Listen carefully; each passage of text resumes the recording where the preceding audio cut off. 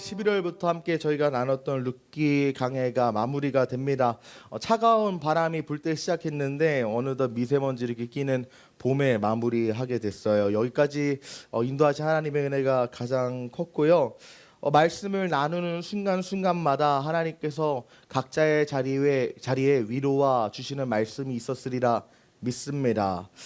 저는 개인적으로 봤을 때 이번 시리즈가 참 큰 의미가 있었어요. 왜 그러냐면 하나님께서 저를 이제 청년교회 어쨌든 성경 교사로서 주의 종으로 불러 주셨는데 내가 좀 그 맡은 바 직분을 제대로 수행한 것 같다라는 생각이 들더라고요. 66권 중에서 한 권을 다 뗐다는 게 저한테 참 감사함으로 많이 와닿고 여러분에게도 그만큼 보람과 큰 기쁨이 되었으리라 믿습니다. 근데 제 개인적인 경험으로 보면요, 여러분들이 근 3, 4개월 동안 말씀을 나누면서 주께서 주시는 여러 가지 역사들도 있었겠지만 시리즈가 끝나고 하나님께서 역사하실 때도 많더라고요. 잊고 있었던 말씀이 가슴에 품고 있었는데 내 위기 상황에 내 문제가 터졌을 때 갑자기 훅 튀어나와서 나를 살리고 하나님의 기적을 체험하게 되는 경우들을 너무 많이 봐서 근 3, 4개월 동안 여러분들에게 말씀을 통한 어떠한 변화나 가시적인 그런 체험들이 없었을지라 하더라도 여러분들께서 그 말씀을 품었을 때 언젠가 그 심어진 말씀이 열매 맺고 하나님의 기적을 창출하리라 저는 믿어 의심치 않기 때문에 앞으로가 더 기대가 되고 소망을 품습니다. 한 가지 기쁜 소식은 여러분들이 기쁘게 여길지 모르겠지만 이번 주에 단톡방에 공지 드렸던 것처럼 룻기 강에 저희가 근 3, 4개월 동안 나눴던 이 내용을 책으로 엮어서 재본하여 여러분들에게 판매할 예정입니다. 그런데 이제 원래는 그냥 나눠드릴까 했다가 저희 청년부 재정이 그렇게 넉넉한 편도 아니기 때문에 기본 재본 비용 플러스 이제 저희 청년교회 후원금으로 이제 책 비용을 그렇게 추산을 해서요 판매할 예정이고, 판매 희망하시는 분들은 돌아오는 주 중에 제가 구글 폼 보내드릴 예정입니다. 저희 교회뿐만이 아니라 주변에서 구매하시겠다 하시는 분들도 몇몇 계셔가지고 한 50건 정도 찍을 것 같아요. 그래서 여러분들께서 많이 구매해 주시고 또 말씀이 이게 내가 계속 상기하고 가슴에 새기지 않으면 희발되고 까먹을 수가 있기 때문에 여러분들께서 구입하셔서 집 책장에 꽂아 두시고 생각날 때마다 읽으시면서 룻기를 통해 하나님 말씀하시는 룻기 복음, 룻기의 하나님의 진리 그 역사들을 시시때때로 체험하시기를, 그리고 또 주변에도 나눠주시고 그러한 일들이 일으켜지기를 간절히 소망합니다.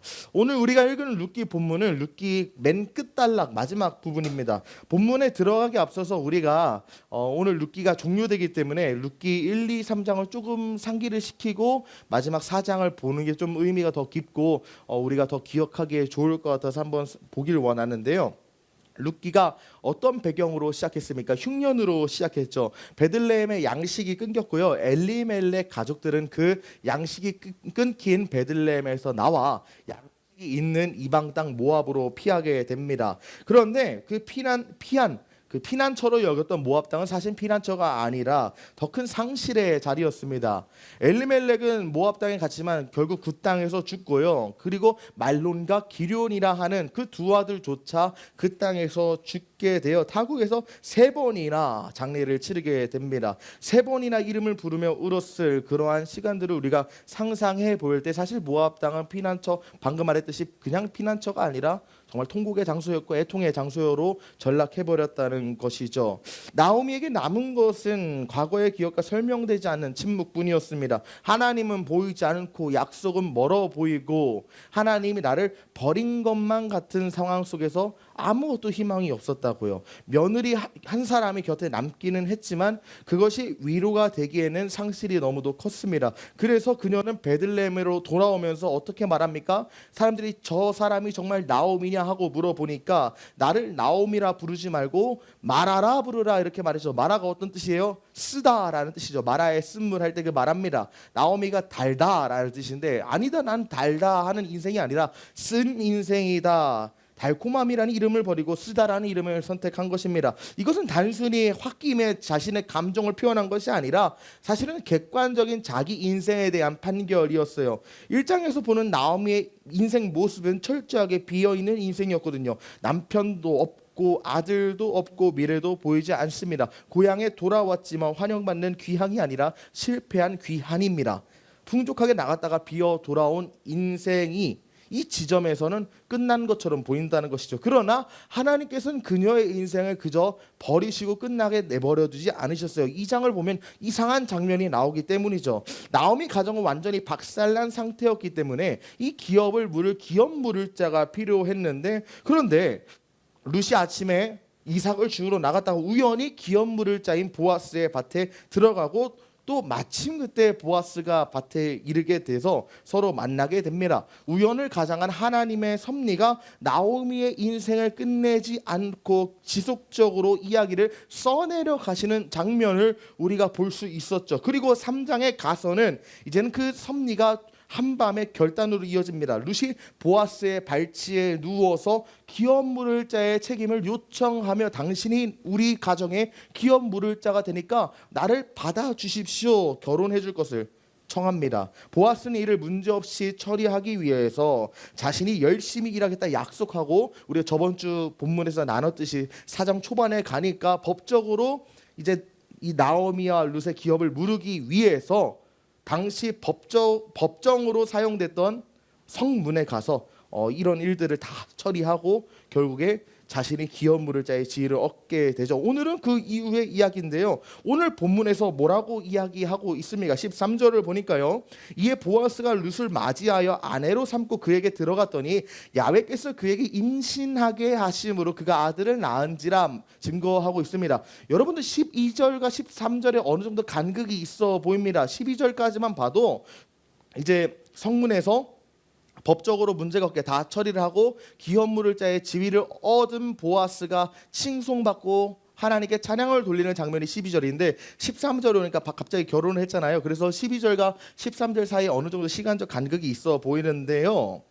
우리가 이 13절을 읽으면서 주의해야 되는 점이 하나 있습니다. 방금 제가 말씀드렸던 것처럼 룻이 시집에 가서 시집 들어가서 임신했구나, 이 정도 작은 사건 보고 정도로 이 구절을 취급해서는 안 된다는 거예요. 왜 그러냐면 우리가 첫 번째로 함께 살펴보길 원하는 것은 하나님 안에서 우리의 인생의 서사가 다시 써지기 때문에 우리가 이것을 짧게 처리해서는 안 됩니다. 앞서 여러분과 함께 설명했던 것처럼 1장부터 4장까지의 내용을 보면요, 만약에 룻기의 배경을 전혀 모르는 사람이 이 오늘 우리가 읽었던 4장 13절의 구절을 읽는다면 그저 한 여인이 결혼해서 애를 잉태해서 낳았구나 하는 평범한 장면으로 보일 수 있겠지만, 룻이 이 자리에 서기까지 어떠한 인생의 서사가 있었고 어떠한 인생의 여정을 걸어왔는지를 아는 사람이 룻이 지금 보아스에게 시집가서 임신했다는 얘기를 듣는 거, 이게 별반 다르지 않는 게 아니겠죠. 받아들이는 태도가 다를 수밖에 없는 거예요. 남편을 잃고 고향을 떠나고 언약 밖의 이방 여인으로 베들레헴에 들어와 이삭을 주어야 했던 시간들, 시어머니 곁에서 끝까지 지키면서 울고 함께 버텼던 그런 여정들을 아는 사람한테 가 아내가 되었고 어미가 되었다는 이 한 문장이 결국 단순하게 받아들여지지 않는다는 거예요. 예를 들어서 우리 교회 청년 중에 한 사람이 이번에 대학에 입학을 했다고 가정을 해봅시다. 겉으로 보면 그냥 대학에 입학한 한 줄의 소식일 수도 있는데, 알고 보니까 이전에 대학에 한번 떨어졌었고 다시 도전하기 위해 재수를 했고 친구들은 모두 캠퍼스로 떠난 그 상태에서 홀로 외롭게 공부를 해 입시 교재 붙들고 눈물 흘렸던 그런 시간들이 있었다는 것을 안다면 이 대학 합격 소식이 어떻게 받아들여질까요? 단순히 대학을 합격했다는 정보 정도로만 받아들여지는 것이 아니라 아침 일찍 학원을 향하던 발걸음, 성적표를 받아들고 울었던 지난 날들, 괜찮다 말하면서도 속은 타들어갔던 그러한 시간들이 다 스쳐 지나가겠죠. 인생의 서사를 아는 사람은 그런 인생의 여정들이 스쳐 지나가는 거고, 서사를 모르는 사람은 그냥 정보 전달일 뿐인 거예요. 마찬가지입니다. 우리는 룻이 보아스의 아내가 되었고 임신했다는 한 문장을 통해서 어떤 그녀의 서사를 볼 수 있나요? 남편의 무덤 앞에서 울던 과부, 죽은 자의 아내였는데 그녀가 지금 산자의 아내로 바뀌었다는 것을 우리가 볼 수 있겠고, 천대받던 이방 여인이 언약 백성의 가정으로 들어와 존귀한 자로 바뀌었다는 것도 우리가 볼 수 있을 것이고, 이삭을 주어 하루하루를 그저 연명하던 여인이었는데 누구도 구원할 수 없는 처지였던 그녀가 오히려 남을 구원하는 기업을 회복하는 자리로 갔다는 것도 볼 수 있을 것이고, 10년 동안 모압에서 불임이었던 여성 이 룻이 이제는 어머니가 되었다는 사실도 볼 수 있을 것이고, 이를 통해서 또 마라라 불렸던 텅 빈 시어머니 나오미의 파산한 인생이 룻을 통해서 채워지고 회복되는 모습을 우리가 볼 수 있겠죠. 그런데 특별히 여러분, 여기서 임신을 하게 한 주체가 누굽니까? 다시 한번 본문을 봅시다. 우리 13절을 다시 한번 보면, 이에 보아스가 룻을 맞이하여 아내로 삼고 그 뒤에 그에게 들어갔더니 야훼께서 그에게 임신하게 하심으로 그가 아들을 낳았다. 여기서 말하고 있는데요. 여러분, 놀랍게도 말이죠, 하나님께서 직접적으로 일하셨다는 장면이 오늘 강의 마지막 시간에 돼서야 처음 등장한다는 사실을 아십니까? 하나님께서 일하셨다, 하나님께서 직접 개입하셨다는 명확한 증언이 4장 13절에 유일하게 등장해요. 우리는 이미 결말을 알고 있기 때문에 룻기 1장에서도 2장에서도 3장에서도 하나님의 손길이 있었다는 것을 읽어낼 수 있겠지만, 그 한가운데 서 있던 나오미와 룻이 그것을 실시간으로 볼 수 있었겠냐고요. 우리는 다 끝난 상황에서 그 상황을 해석할 수 있는 입장이니까 다 볼 수 있겠지만, 모든 것이 상실이었고 기다림이었고 침묵뿐이었던 그런 순간들을 살아갔던 나오미와 룻에게 있어서 하나님의 일하심은 전혀 보이지가 않았다는 거예요. 남편이 죽었을 때는 그저 슬프고 막막할 따름이었고요, 10년 동안 아이가 없었을 때는 그저 답답하고 한맺힌 여인이었을 뿐입니다. 이삭을 주우러 나가던 아침에는 그냥 배고파서 나갔을 뿐이고요, 그 발걸음이 섭리인지 몰랐습니다. 그 기다림이 하나님의 계획인지 몰랐다고요. 그 침묵이 오히려 하나님의 동행이었다는 사실을 몰랐다고요. 그저 하루하루를 살았을 뿐입니다. 그런데 마지막에 와서야 이 모든 이야기의 배경이 보이는 거예요. 마치 모든 장면이 끝난 뒤에 무대 조명이 하나 딱 들어오는데 어떤 불이 들어옵니까? 야훼께서 하셨다. 하나님이 하셨다. 인생을 살아가는 순간순간에는 주님이 느껴지지 않았지만, 인생을 살아보고 뒤를 돌아보니까 그때도 하나님이 함께 하셨구나. 그때 내가 혼자인 줄 알았는데 내가 혼자가 아니었구나. 내가 버림받은 존재로 인식을 했는데 하나님은 나를 한 번도 버린 적이 없었고 오히려 나를 붙드셨구나. 무대에 막이 내리고 돌아보니까 보이는 거예요. 홀로 외로이 쓸쓸히 살아가는 나의 인생인 줄로만 알았는데, 하나님이 침묵하시기에 그분마저 나를 버렸다고 생각하고 내 스스로를 포기했는데, 돌아보니까 내 인생 한순간 한순간 그분이 개입하지 않으신 곳이 없었고 그분의 흔적이 없는 곳이 없다는 것을 마지막이 돼서야 알게 된 겁니다. 여러분, 룻기 강의 첫 번째 설교의 제목을 기억하십니까? 결말은 감독이 정한다였어요. 오늘과 설교 제목이 동일해요. 그러나 우리가 받아들이는 느낌은 강의 첫 번째 시간과 강의 마지막 시간은 오늘 사뭇 다를 겁니다. 룻기 1장에서 결말은 감독이 정할 거야 말했을 때 솔직히 잘 믿어지지 않죠. 눈앞은 깜깜하고 상황은 나빠지기만 하고 아무런 기약도 존재하지 않는데 그래도 무너지지 않기 위해서 붙들던 말이었을 뿐입니다. 그래, 하나님이 날 책임지시겠지. 그래, 하나님이 나 포기하지 않을 거야. 그냥 정신승리같이 느껴질 정도로 그냥 한 말이었다고요. 그러나 이 4장까지 다 지나고 나니까 결말은 감독이 정한다는 이 말이 우리에게 다르게 느껴지지 않습니까? 그 말은 빈말이 아니었다는 것을 알게 됩니다. 그 말은 그저 나를 자기 체면에 빠뜨린 말이 아니었다는 것을 그제서야 알게 됩니다. 그저 현실을 도피하기 위해서, 현실을 잊기 위해서 하나님이 하시겠지 세뇌시킨 것이 아니었다고요. 정말로 하나님이 나의 인생을 책임지시고 계셨다는 것을, 그분의 손길, 그분의 일하심을 다 경험하고 나서야 알게 된다는 거예요. 사랑하는 여러분, 하루하루를 살다 보면 이해되지 않는 일들이 계속 벌어집니다. 왜 이런 일들이 나에게 일어나는지 모를 때가 많습니다. 기도해도 하나님은 응답하지 않고 침묵하시며 조용할 때가 많습니다. 그때 우리가 할 수 있는 것은 모든 해답, 나의 인생의 모든 것에 대한 답을 찾는 것이 아니라 그저 하루하루를 묵묵히 살아가는 거예요. 하나님이 나의 삶을 책임지시고 반드시 아름다운 결말을 내실 것이라고 믿으면서 오늘 할 일을 하고 맡겨진 책임을 감당하고 주어진 자리에서 최선을 다하는 것이 우리의 인생이라는 거예요. 하나님이 느껴지지 않아도 하나님 함께 하신다는 겁니다. 그래서 찰스 스펄전 목사님이 우리에게 뭐라고 말합니까? 그리스도인은 하나님의 손길을 추적할 수 없을 때에도 그분을 신뢰하는 사람들이다 말하고 있어요. 여기서 우리가 조급하지 않아도 되는 이유가 나옵니다. 여러분들 조급한 이유가 너무도 많아요. 우리가 마음의 예배 때 나눴듯이 대학 입시가 될 수도 있고 직장이 될 수도 있고 뭐 하루하루 살아가는 일정에 조급함일 수도 있죠. 그런데 우리가 그 조급함 속에서도 평안을 유지하고 하나님이 주시는 샬롬을 유지하고 여유를 갖고 살아갈 수 있는 이유가 무엇입니까?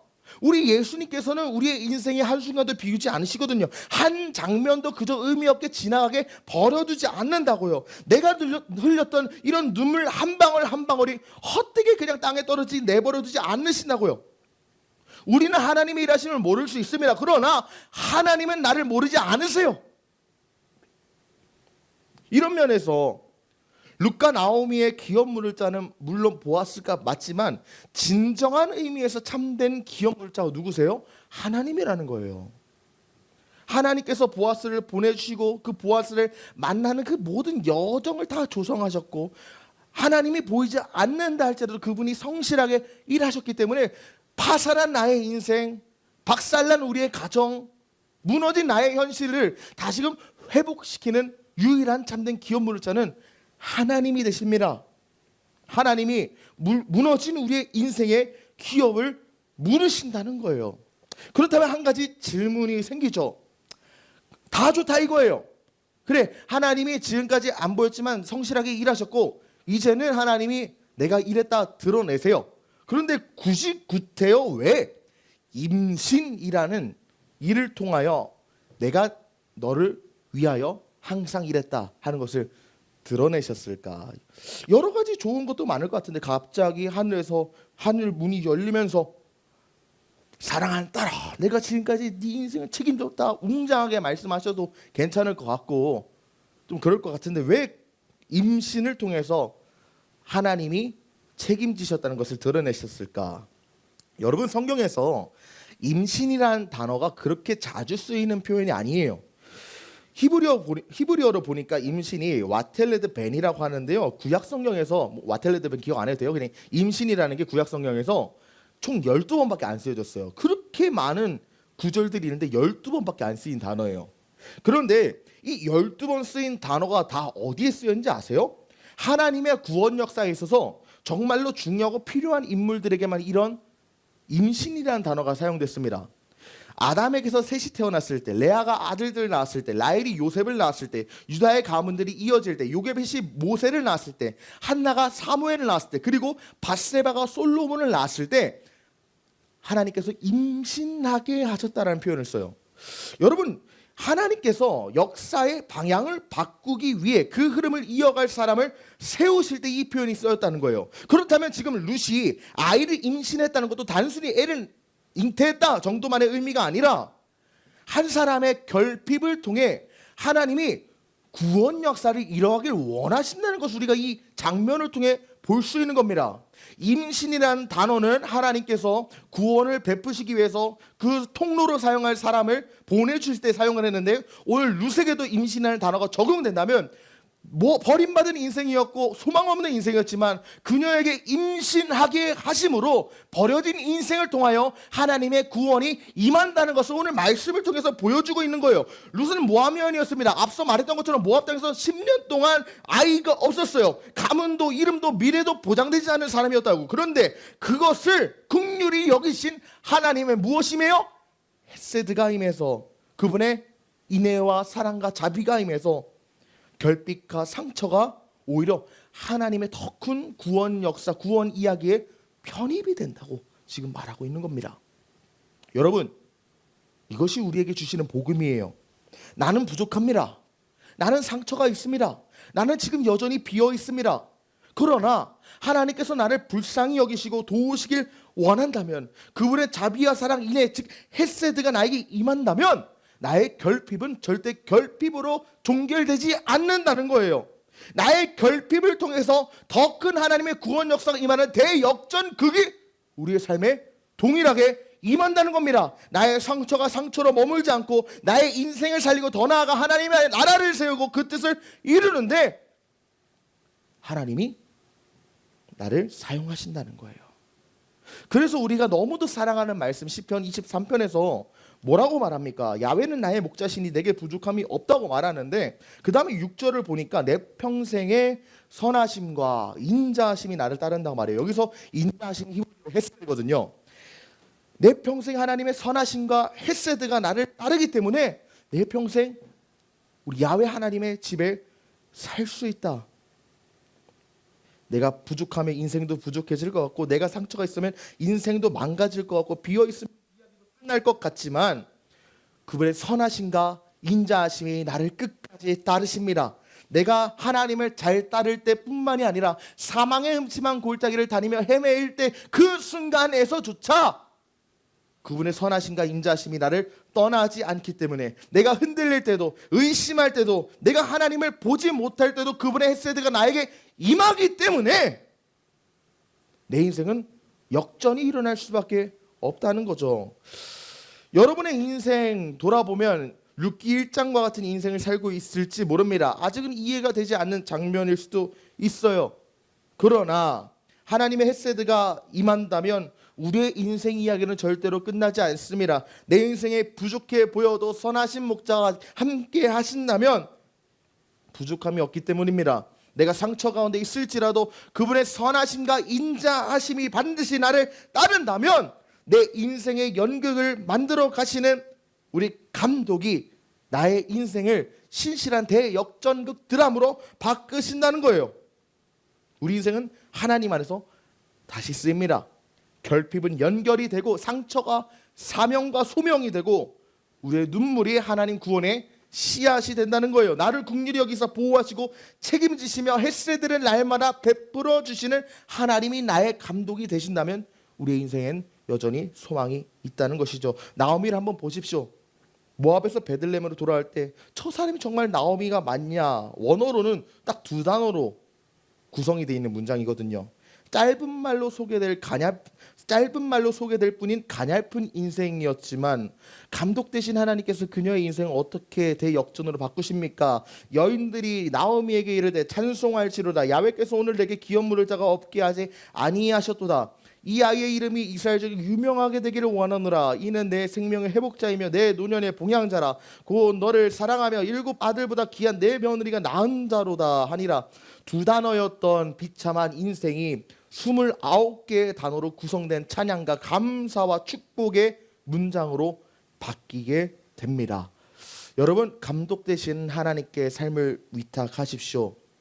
그러면 하나님이 보잘것도 없고 무너진 것뿐만 아니라 이제 다시는 회복이 될 수 없는 그런 나의 인생이라도 하나님은 나의 인생을 바꾸십니다. 나를 회복시킬 수 있으시다고요. 그렇다면 반대로 묻겠습니다. 만약에 우리가 하나님을 감독으로 인정하지 않는다면 어떤 일이 벌어질까요? 하나님을 감독으로 인정하지 않는 인생은 어떻게 됩니까? 첫 번째로 인생은 우연과 재앙의 이야기로 전락할 뿐이에요. 여러분, 이 룻기에서 말이죠, 하나님의 일하심을 빼버리면요 전혀 다른 이야기가 됩니다. 엘리멜렉의 죽음은 그저 운이 나빴던 사건일 뿐이고 말론과 기럐의 죽음은 피할 수 없는 비극일 뿐이고요. 모압에서의 10년 그냥 시간 허송세월로 낭비한 것뿐입니다. 그리고 10년 동안 아기를 낳지 못했던 불임, 그건 그냥 나에게 저주예요. 그렇게 되면 오늘 우리가 읽었던 룻기의 결말조차도 하나님께서 구원을 완성하신 사건이 아니라 그냥 단순히 우연히 잘 풀린 이야기에 불과해집니다.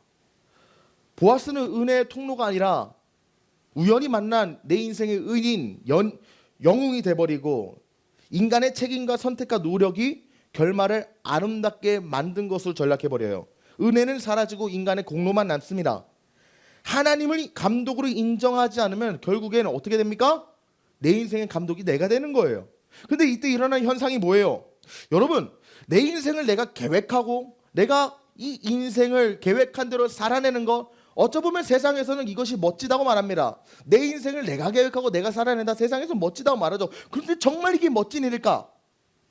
아니라는 것을 우리가 너무도 잘 알고 있어요. 왜냐하면 사람이 마음으로 그 길을 계획할지라도 그 마음대로 됩니까? 안 돼요. 내가 내 인생을 계획하고 꿈꾸고 정돈할수록 꼬이고 망가지고 무너지는 것이 현실이라고요.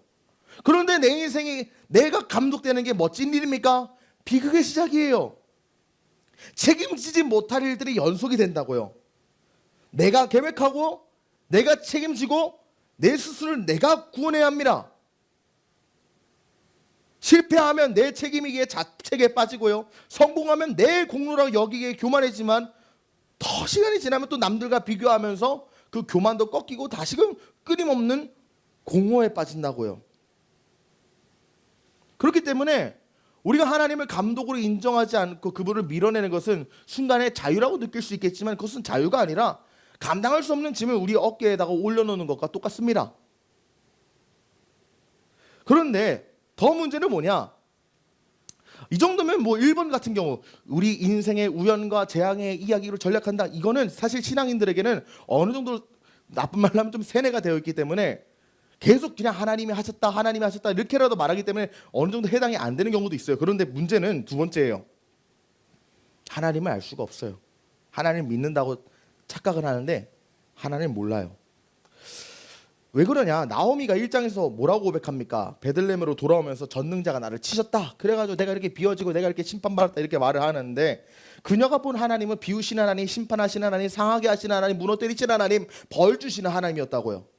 만일 이 이야기가 1장에서 끝났다면요, 하나님은 차갑고 두려운 분으로 왜곡되었을 뿐입니다. 그러나 4장에 와서 보십시오. 정말 그분이 차갑고 나에게 벌 주기를 원하고 나를 무너뜨리기를 원하는 하나님이십니까?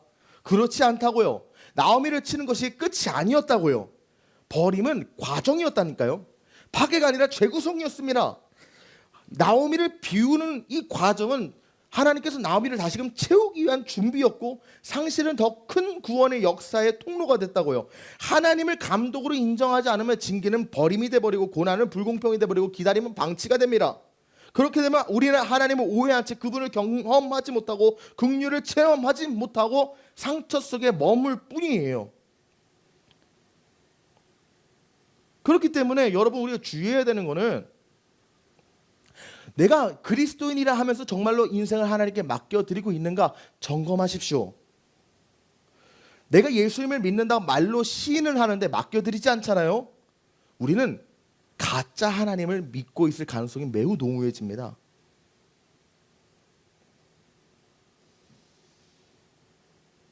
하나님의 섭리를 믿는 자는 이해가 되지 않아도 내 이해 이상으로 일하시는 하나님을 믿습니다. 이 믿음이 있으면 고난이 해석되지 않아도 견딜 수 있다고요.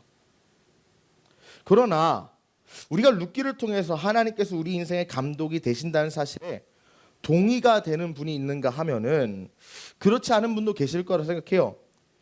여전히 한 가정의 서사일 뿐이지 나와 관련 없는 이야기로 느껴지고 성경과 나의 현실 속에 괴리를 느끼면서 믿어지지 않기 때문입니다. 사실 저는 그 정직함이 나쁜 것이라고 생각하지 않습니다. 오히려 맞다고 생각해요. 룻과 나오미 그녀들의 인생과 나의 인생을 어떠한 근거도 없이 1대1로 비교해 보면서 믿음을 얻기란 그녀와 내가 처한 상황이 너무도 다르고 환경도 너무 다르고 모든 것이 다르기 때문에 당연한 일이죠. 어떻게 룻과 나오미의 상황을 나랑 1대1로 비교할 수 있겠습니까? 그런데 만약 룻과 나오미에게 임한 구원의 역사와 우리에게 임한 구원의 역사가 같다면, 더 쉽게 말해서 하나님께서 그 가정에 일하신 방식과 나에게 오늘 일하시는 방식이 같다면 그들이 품었던 소망 우리도 품을 수 있지 않을까요? 그들이 갈망했던 구원, 기대했던 구원의 역사 우리도 기대할 수 있지 않을까요?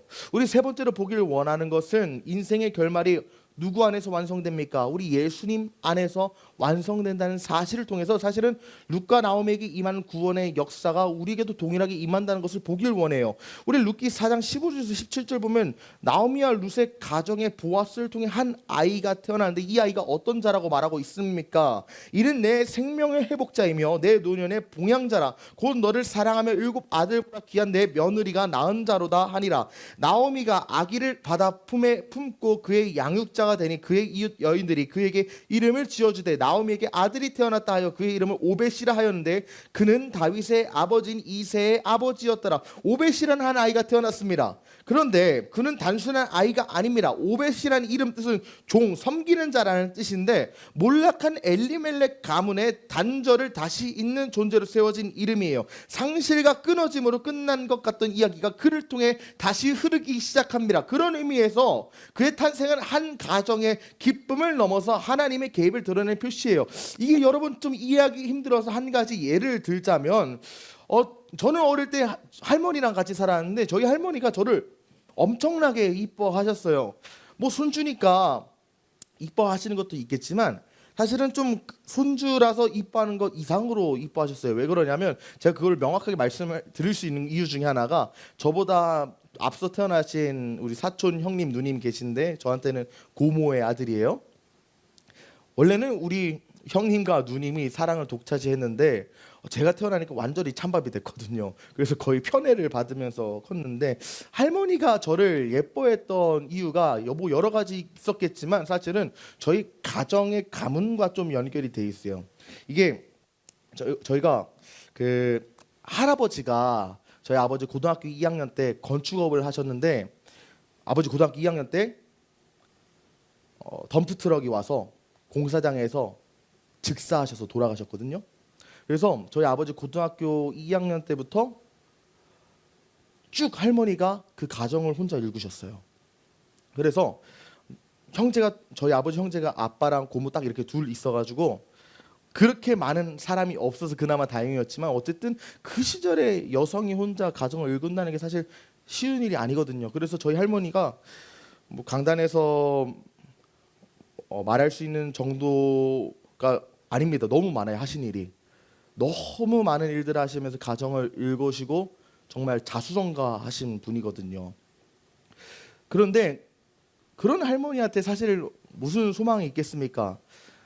자식 새끼 걷어먹어 키우고 그리고 그 자식 새끼가 다시 잘 커서 좋은 손주 낳고 가정을 이어가는 게 할머니한테는 유일한 소망이었거든요. 왜냐하면 다 무너져서 박살난 가정을 할머니가 자기 두 손 걷어붙여서 회복시켰기 때문에 일단은 잘 먹고 잘 살고 잘 키우는 게 할머니한테는 유일한 소망이었던 거예요. 그런 상황 속에서 처음으로 외손주가 아니라 제대로 된 손주가 제가 딱 태어나오니까 할머니가 지금까지 내가 이 가정을 일구면서 느꼈던 한스러움과 모든 수고들 그것들이 다 씻겨가고 저로 인해서 삶의 소망을 찾는 거예요. 저로 인해서 지금까지 삶의 의미를 찾았다고요. 그러니까 결국 저희 할머니한테 저라는 존재는 단순히 이쁘고 귀여운 손주가 아니라 자기 인생을 지금까지 살아왔을 때 아픔과 눈물에 대한 보답이자 하나님께서 이 삶에 주시는 구원의 표징이었다고요. 여러분 이런 의미에서 오벳을 한번 보십시오. 텅 빈 자리에서 생명이 채워지고 끝났다고 여겨지던 가문이었는데 다 박살난 가정에서 손주 하나가 태어났습니다. 이것을 나오미가 어떻게 여겼을까요? 하나님께서 우리 가정을 버리지 않았구나. 내가 지금까지 수고로이 고난 속에서 통과했던 시간이 헛된 것이 아니라 내가 우리 손주 이거 하나 보려고 내가 지금까지 버텨왔구나. 삶의 의미를 되찾았지 않겠습니까? 이런 의미에서 오벳은 하나님의 구원이 이 가정에 임했다는 가장 명확한 표징이었다는 거예요. 그래서 룻기 4장 18절에서 22절 보면 족보가 나오는데 베레스의 계보는 이러하니라. 베레스는 헤스론을 낳고 헤스론은 람을 낳았고 람은 아미나답을 낳았고 아미나답은 나손을 낳았고 나손은 살몬을 낳았고 살몬은 보아스를 낳았고 보아스는 오벳을 낳았고 오벳은 이새를 낳았고 이새는 다윗을 낳았다. 여러분 히브리어 원문에서 봤을 때요. 룻기 마지막에 적힌 단어가 뭔지 아십니까? 맨 마지막에 적힌 단어가 다윗이에요. 흉년으로 시작한 이야기입니다. 엘리멜렉의 가정에 몰락으로 시작된 이 룻기의 이야기가 이제는 이 가정에서 태어날 왕 다윗의 이름으로 끝이 났어요. 나오미는 자신의 인생이 끝났다고 생각했지만 하나님은 무너진 그 인생의 자리에서 이스라엘의 구원을 준비하고 계셨고, 나오미 절망 이면에 다윗을 준비하고 계셨다고요. 그리고 그것이 누구를 통해 임했다? 지금 오벳을 통해서 가능해진 거예요.